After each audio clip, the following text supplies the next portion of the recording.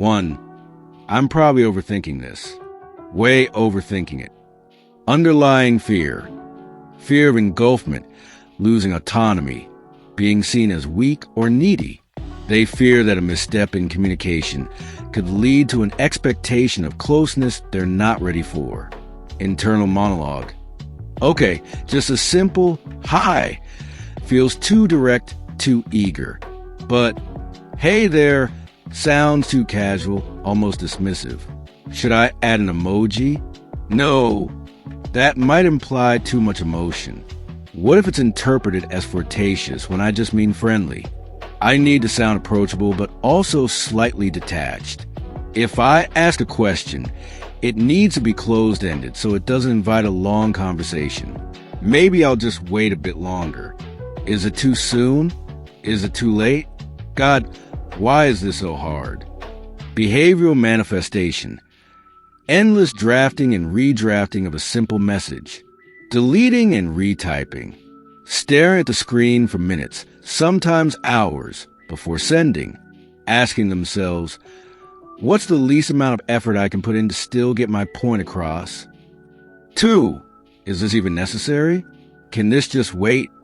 Underlying fear. Fear of obligation. Fear of having to engage when they don't feel emotionally resourced. Fear of unexpected demands on their time or energy. Internal monologue. Do I really need to respond to this right now? Can it just wait until tomorrow? Or never? Is the information critical? Could they figure out themselves? If I text now, it opens a door to an immediate back and forth, and I just don't have the mental bandwidth for that. Maybe if I wait, the situation will resolve itself, or they'll find someone else to ask. The less I initiate, the less I have to manage. Behavioral manifestation. Delayed responses, sometimes significantly.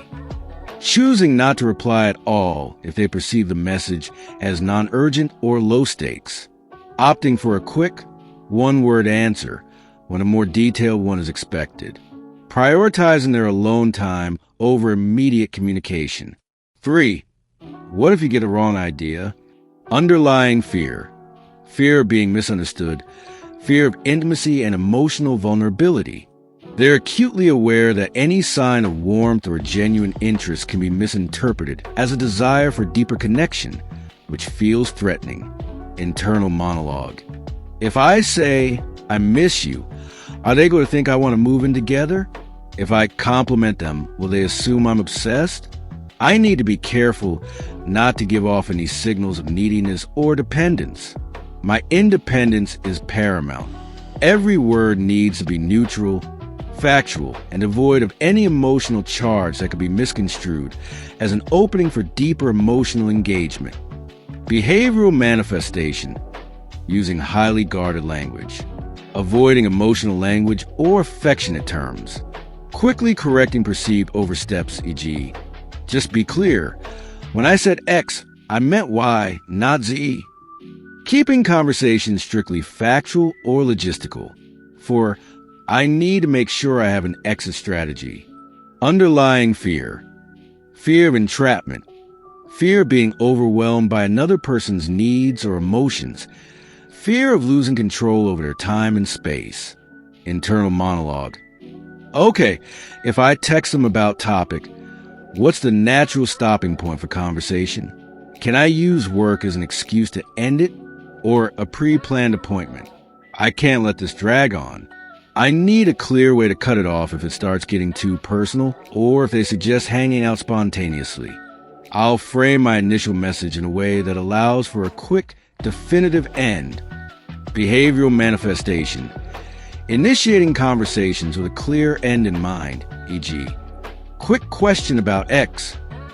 Not asking open-ended questions that invite lengthy discussion. Using phrases like, gotta run, busy day, or I'll get back to you later frequently. 5. Don't get too close, don't get too close. Underlying fear. Fear of engulfment. Fear of losing their sense of self within a relationship. Deeply ingrained belief that intimacy leads to pain or abandonment, often from early childhood experiences. Internal monologue. This text is just about X. It's not about us. Don't let it become about us. Maintain distance. Remind yourself this is a casual interaction. Don't reveal too much. Don't ask too much. Just a little bit of contact, then back to my own space. Like a quick dip in the pool, but always staying close to the edge. Behavioral manifestation. Maintaining emotional distance even in pleasant interactions. Avoiding personal anecdotes. Changing the subject if a conversation veers towards emotional topics. Physically pulling away if in person, or creating digital distance, e.g., leaving a text on read for a long time. 6. I hope this doesn't lead to a deeper conversation. Underlying fear. Fear of vulnerability. Fear their own emotions. Fear being unable to meet another's emotional needs.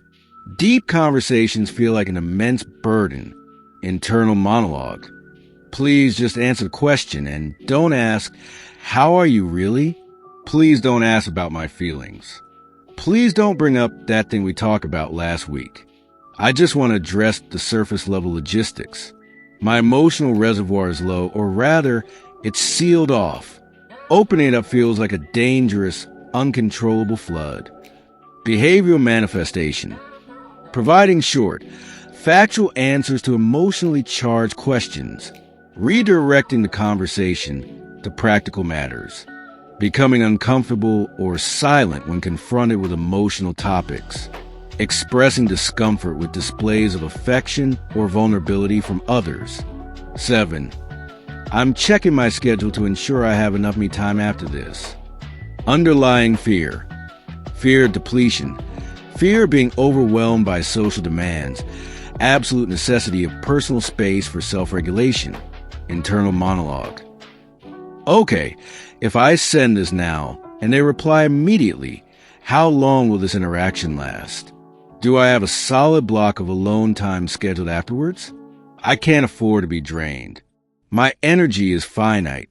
I need to know I have a sanctuary to retreat to where I can just decompress and be myself without any external demands.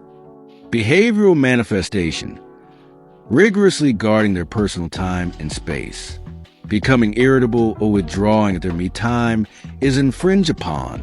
Canceling plans, sometimes last minute, if they feel socially exhausted.